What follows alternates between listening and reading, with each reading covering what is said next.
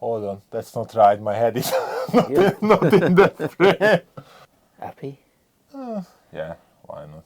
Pair of don't we on the camera there? Yeah, we are. Yeah. Should I leave that in the video? Yeah. So guys, hello everyone. We thought that this is a great opportunity to catch up with Zach, 2024 Golden Reel champion. Hey Zach, how you we doing, did? mate? Yeah, good. So, 2024 Golden Reel final. Yep. Did I say Golden Reel? Because we were talking about Fishomania before, and I'm confused now Yeah, what yeah. I said. Did I Golden say Reel, yeah. Yeah, see. So, Golden Reel final.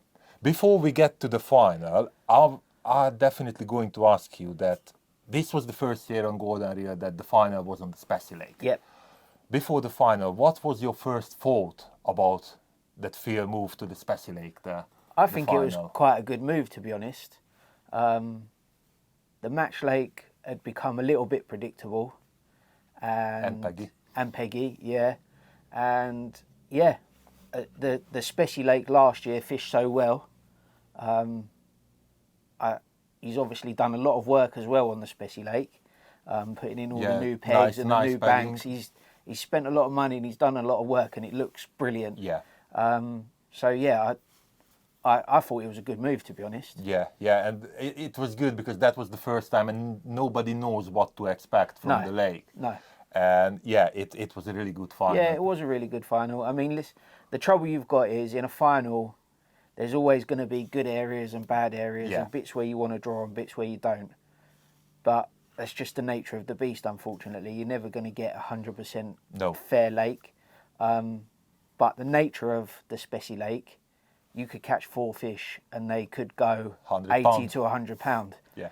And, you know, when it's only 4 fish, you never feel like you're out of the run. Yeah. On the day, you draw peg 4. Peg 4. Peg 4, which is on the Burbank. Yeah, peg 4. On the Burbank. Burbank, which is about permanent peg 9 or 10. Yeah, so it's like this side of the Burbank, which everyone said that is a good area, but the wrong side of the lake. Yeah. So going into the final, I think everybody wanted to draw on the chalet side. Those pegs are sort of in front of the chalets. Trying to think what permanent numbers. So Phil would call it chalet bank, and it would be permanent peg numbers 1 to about 6. Yeah. Is where you wanted to be. I think on the day they were the high numbers, so like 26, 25, 24. Yes. But that's definitely where, if you'd have asked anyone, everyone wanted pre-match, that's where everybody wanted to draw. Yeah. And then that little bit where I was had been consistent, but if it fished well, I don't think anyone saw those pegs on the chalet getting beaten. Yeah. And how did you prepare for, obviously that's not your first big final. Yeah. How do you prepare for are you really like preparing for any scenarios or just go and tie 2 rigs? No, to be honest, I'm quite intense with prep. I like to have every eventuality covered. So I probably had 3 trays of rigs all made up. Don't get me wrong, I've probably only used 3 on the day. And they were the 3 rigs that I probably knew I could have or would have used. Yeah. But in my head, I kind of need to have, just in case, what if this, or what if that, or I feel like I need to have it there.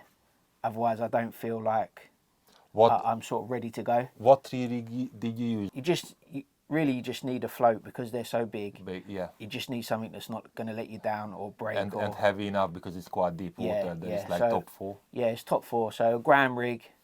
I set up 2 rigs to fish on the bottom. One with like a spread bulk and one with a bulk and droppers. Just kind of change between the 2. Which one was the better? I'd have said the spread rig was better, but I went ages without a bite, and then I did catch 1 or 2 on the other rig as well. But spread rig seemed to be better. But yeah, when you're fishing for those fish, you just need strong, robust, reliable gear. So what mainline did you use? Like 21 power. Yeah. You didn't give a chance to them. No. And then 017 hook lengths and 14 KKHs. Yeah. Proper rigs. Yeah, proper rigs. To be fair, it's proper fish there, Yeah, so you yeah. need it. Yeah, bait-wise, what did you... I seen quite a bit of dead rats with you. Yeah, lots of dead reds, probably like 3 gallon. Yeah, not quite that, but about 12 pints of dead reds with me, and then just fishery pellets. Fishery pellets. Yeah. You didn't Yeah. overcomplicate the bait. No, I don't think you need to. I had some ground bait for the average, but the way it fished in the end, nothing came over that ground bait until we were packing up, and then they seemed to have a bit of a party over it. Dead reds for the edge, and then pellets in 6 and 8 mil for everything else. So you fished only for carp, you didn't even fish for skimmers? No, on the lead up to the match, there hadn't been many skimmers caught, and on the Tuesday before the match, they had a silverfish match on there. So that match last year, everyone caught like 100 pound of skimmers on meat. Yeah, And it's then- a big head of skimmers Yeah, in the yeah. Special League. And then this year, it was like 50 pound was a really good weight. Oh, okay, so So it wasn't worth it to... It didn't seem like 50 pound of skimmers was never going to win you anything. Yeah, it's So it- literally 2-3 carp. Yeah, it was literally to just sit and be patient and Especially if the carps like size what you caught on the Yeah. margin, Yeah. it's ridiculous. yeah. So, day of the final, you draw back 4. Yep. You been happy with with your draw? Yeah, definitely. As I say, really I wanted to be in front of those chalets. But when I drew peg 4, I was just like, that's been a consistent area. Maybe not to win, but you're definitely going to have some fish there. Yeah. It's like on the day of the final, are you nervous? It's like, obviously it's 30 grounds, so Yeah. Is it getting in your head that... To be honest, no.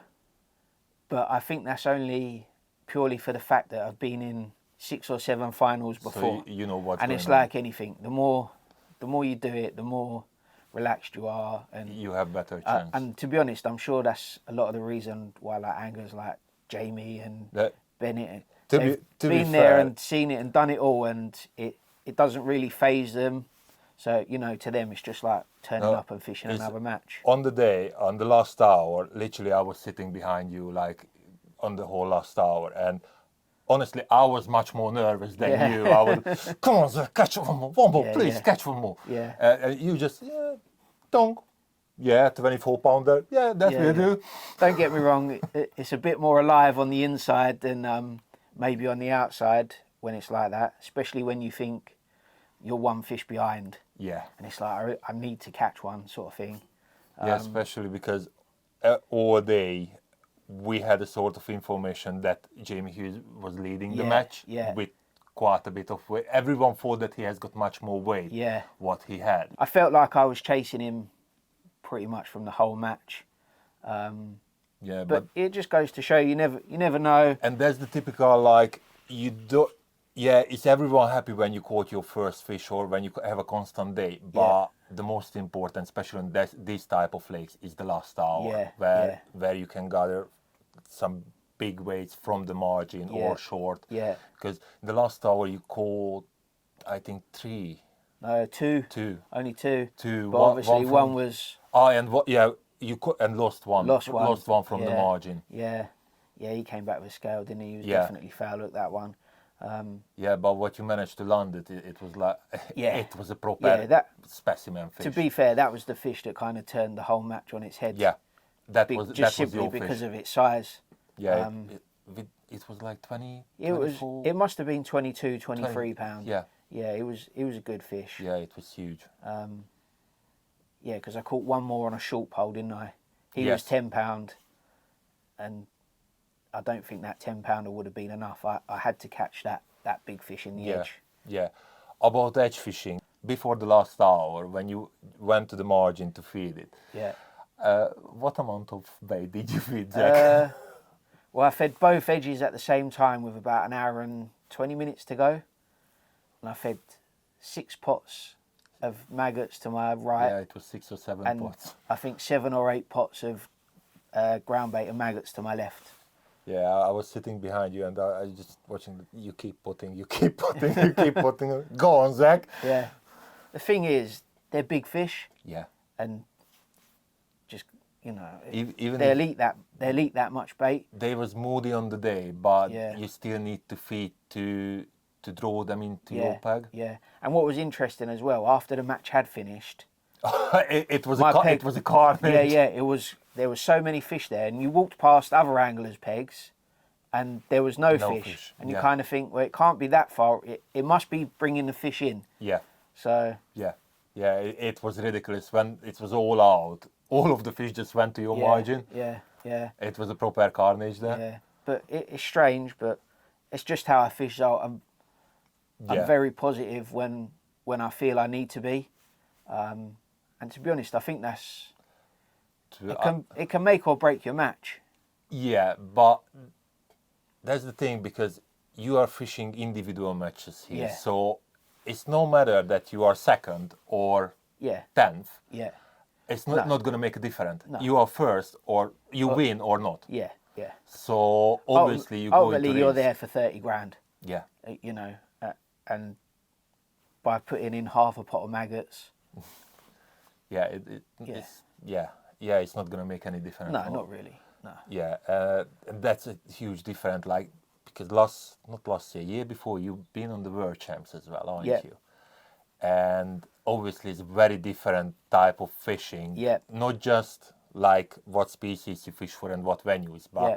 what mindset you have to use on obviously on the team match Yeah. than the individual, because usually on the team match you are try to saving the points for the team Yeah. and not risk anything for individual yeah. title. I still think as well you need to go with that positive mindset. The World Champs that I went on was very different because it was basically a fish race. Yeah, yeah. By the way, it was in Spain. It was in Spain. On the On Ebro, the isn't it? it was a lake off the it's basically like a dammed off bit of the Ebro by all accounts, and it was all skimmers on a short pole, and then there was lots of like bleak and bits and pieces to be caught. Yeah, and some surprises like Yeah, there was an odd kippies, surprise, but you couldn't really. land them. Yeah, you couldn't land them. There was a few hooked, but you couldn't really single out a way to catch them. We tried throughout the week to like try and come up with a plan to hook these monsters, catfish and odd big carp and bits and pieces, but there was no real way to to catch them. single out. And if you spent too long sitting for a big catfish or whatever, one, you don't know if you're going to land it, and two, everybody else is just like with either bleak or skimmers. So it was a numbers game, but I still feel like you need that positive mindset to go. Other world champs, you see, like 1 or 2 bream win the section, Yeah, and I guarantee you those 1 or 2 bream are not caught by someone who's not fished for them or not fed for them. So I still think you need to have that positive, yeah. It was a very different World Champs because you fish for like 30 kilos and things like that. And previous World Champs was like winning the section with 2 kilos, 3 kilos. So well, that's my fish counts there from the World Champs, and so I've ended up with 17 kilos, 830, and I think that was about 7th in the section on the second day. which is a decent. Which, it's Decent not a result bad on- result, but you can see the numbers of fish there, 66, 49 and 48. I'm pretty sure the fourth hour was about 48 as well. So, like, it's active fishing. Yeah, But, yeah. Not just waiting. and- not just... Yeah. Very, very different to Yeah, we the were Golden Reel we final. were filming yesterday, and we were speaking about Southfield. That's definitely not your kind of venue when you sitting for 6 bites No, all day. And I like to go to venues where I can get some bites.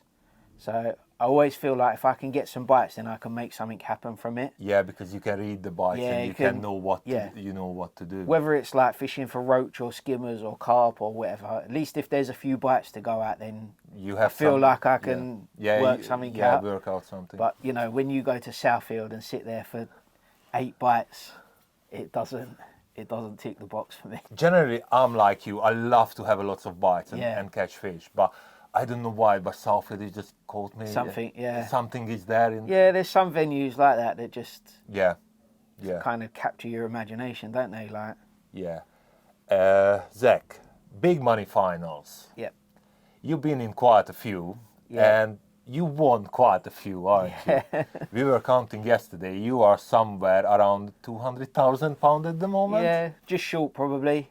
Yeah. Just short. You first one was Maver Match This. First one was Maven Match This back in 2013, I think that was. And what was the second one? Second one was the Fishing Association. So Oh, that yeah. was the 100 grand one. That was 3 years ago. That was 3 years ago, and then obviously this And- year Golden Reel. So only Fishomania missing. Only Fishermania missing. Definitely on the list. Yeah, I was third. I did have a third in Fisho one year. That was the year Harry Bignell won, and he caught like, I don't know, he caught more than everybody in the whole match put together, I think. So there was never any chance of winning that one. Probably should have been second, but ended up third. Yeah. To be fair, that's a decent result on Yeah. the fish show. Yeah, can't grumble. Yeah, Yeah. with the quality of anglers there. Definitely. What's your mindset when you're going for that big money finals? It's like, what is in your mind to? To be honest, during practicing and bits and pieces, you'll come up with a plan, and then I'll always have a rough plan for the whole venue, and then I'll kind of narrow that plan down as well to certain areas. So like, you know, if one bank's better for fishing in the edge or short, or Yeah. one bank's better for long pole, or so you need to kind of wait until you've drawn to make up your exact mind of how you're gonna fish and bits and pieces. Are you making your decision on your own, or you chat with your bank runner? I think you've got to use your bank runner, but ultimately, you've got to make the decision. Is it But- is it happened like something what you didn't agree with your bank runner, and he was right? No, don't think so. But I think it's important to have a bank runner, A, that you make, Yeah.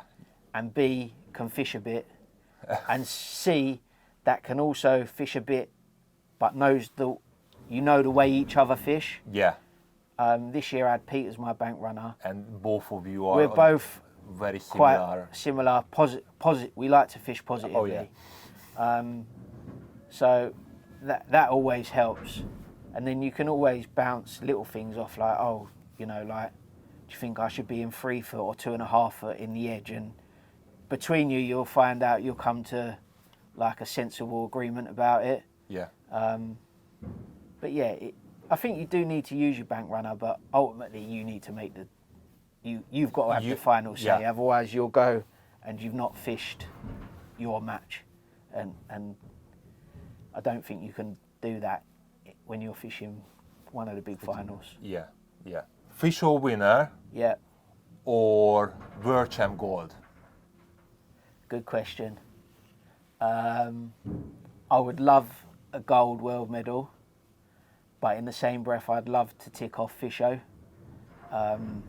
If you tick off Fisho, then you've Definitely gold.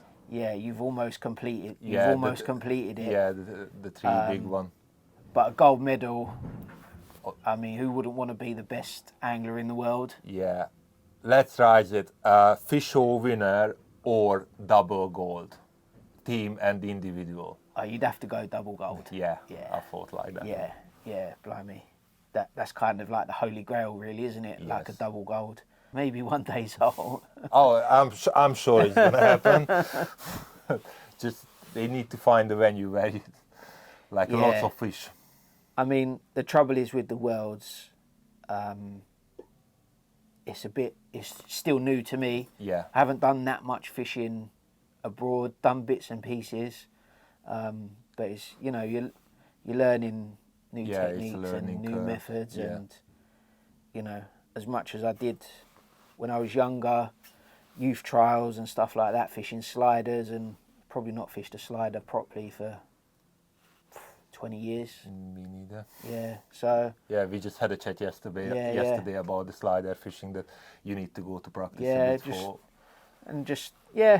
Well, maybe we'll have a go this year, maybe. Final question is, what would be your advice to someone who just wanted to start or think about the big money finals to fish? Or not the finals, the qualifiers. The sorry. qualifiers. Yeah, I think if you're going to start fishing big money qualifiers, I think you've got to pick a venue or two where you've either had some success in the past in open matches, or even if it's you're a club angler. At least you have some knowledge about At least the venue. have some knowledge about the venue and the pegs and the methods that you're going to need to compete in the qualifier. I think that's half the battle, knowing, some of these qualifiers I turn up to blind. Yeah, it's so many people falling in the trap that chasing the qualifiers everywhere in the country, and the trouble is that the locals always going to beat you. Yeah. Like if you draw an absolute flyer, yeah, which is not like me, or you, or me. So it's like if you not draw an absolute screaming flyer, you have no The chances are you're not going to win. No. And that's why there's no point me turning up to Partridge Lakes, sitting next to Christian, and thinking, oh yeah, I've got a chance today to beat him. You've got no chance. So you need to.